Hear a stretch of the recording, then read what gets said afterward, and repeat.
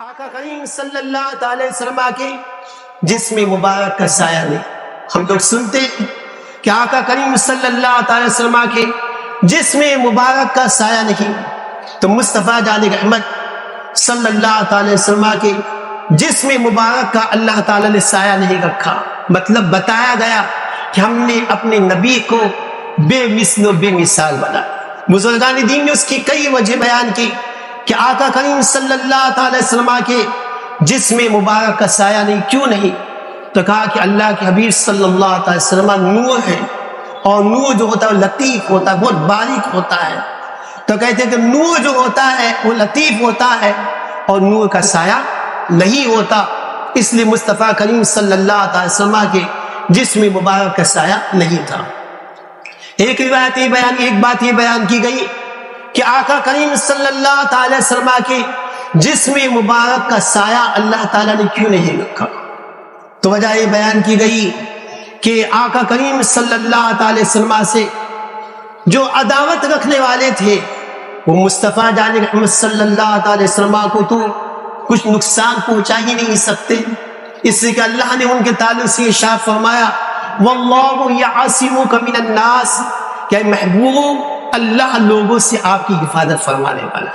تو مصطفیٰ جان رحمت صلی اللہ تعالی وسلم کی حفاظت کرنے والی ذات اللہ تعالیٰ کی ہے. آپ کے جسم مبارک کی حفاظت کرنے والی ذات بھی اللہ کی ہے.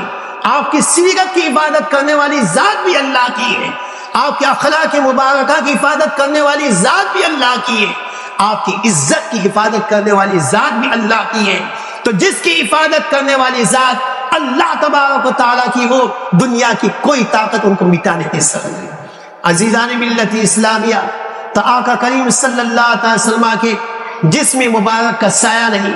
تو بزرگان دین نے بیان فرمایا کہ آقا کے جسم مبارک کو تو کوئی نقصان پہنچا ہی نہیں سکتا تھا، لیکن یہ کہ کوئی دشمنی میں دشمنی کرنے والا، دل میں عداوت رکھنے والا ہو سکتا ہے کہ آقا تشریف لے جاتے، آپ کا سایہ مبارک گرتا، تو ہو سکتا ہے کہ کوئی آپ کے سائے کے وہ پیر رکھ دیتا، اور مصطفیٰ کے سائے پہ پیر رکھنے کی بنیاد پہ وہ بے ادب و گستاخ ہو جاتا، اور اس کی بنیاد پہ اس کو سخت سزا برداشت کرنی پڑتی.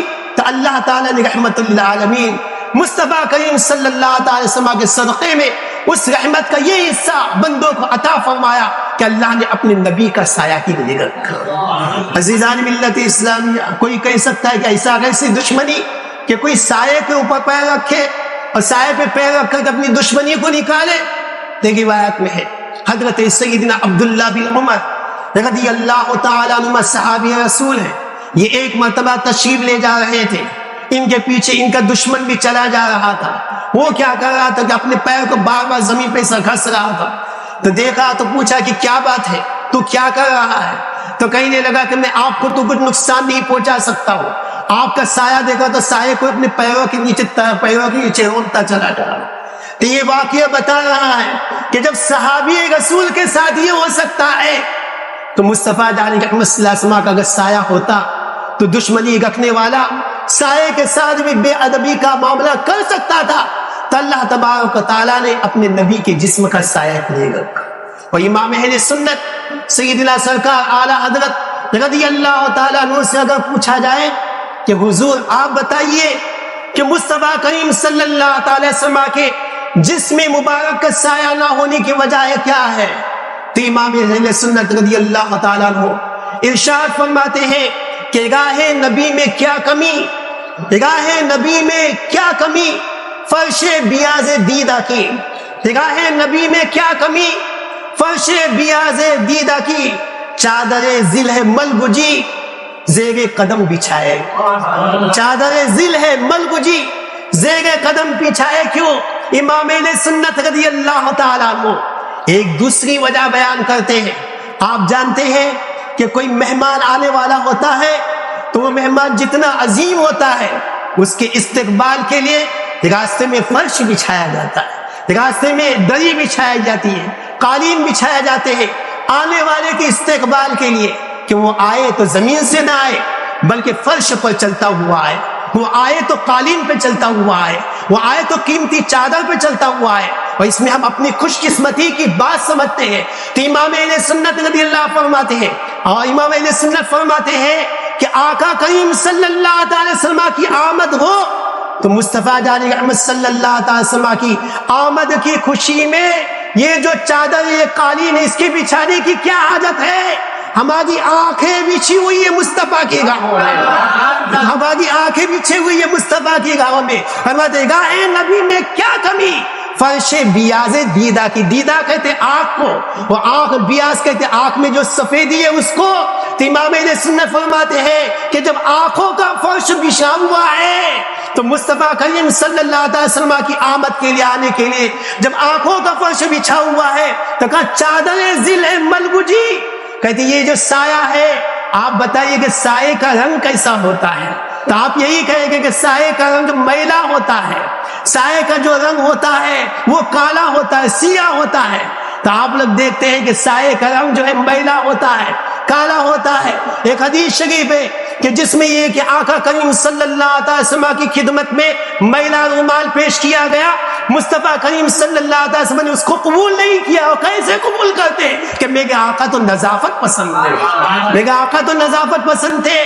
تو بتایا گیا کہ جس نبی کو جو پیش کیا ہوا رومال اگر میلا ہو تو وہ پسند نہیں، تو زمین پہ گرنے والا سایہ جو میلا وہ نبی کو کیسے پسند ہو سکتا ہے؟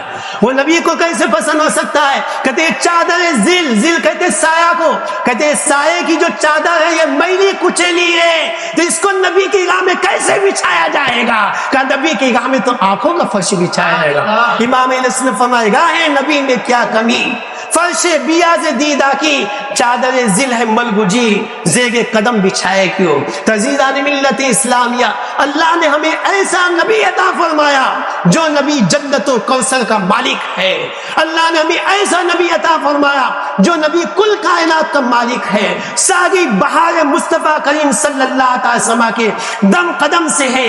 آج جو زندگی گزار رہے ہیں یہ میرے نبی کے میلاد کا صدقہ ہے۔ آج جس زمین پہ چل رہے ہیں یہ میرے نبی کے میلاد کا صدقہ ہے۔ جس آسمان کے نیچے سو رہے ہیں یہ میرے نبی کے میلاد کا صدقہ ہے۔ جس گھر میں عیش آرام کر رہے ہیں یہ میرے نبی کے میلاد کا صدقہ ہے۔ تو جو نبی کی شان میں گستاخی کرنے والا ہے اس کو سوچ لینا چاہیے کہ گستاخی اگر کر رہا ہے تو نبی کی زمین پہ چلنا چھوڑ دے، اور گستاخی کر رہا ہے تو نبی کے آسمان کے نیچے آرام کرنا چھوڑ دے، اس لیے کہ یہ آسمان بھی میرے نبی کے میلاد کا صدقہ ہے، یہ زمین بھی میرے نبی کے میلاد کا صدقہ ہے۔ کل کائنات کو اللہ تبارک و تعالیٰ نے نبی کے میلاد کے صدقے میں بتایا۔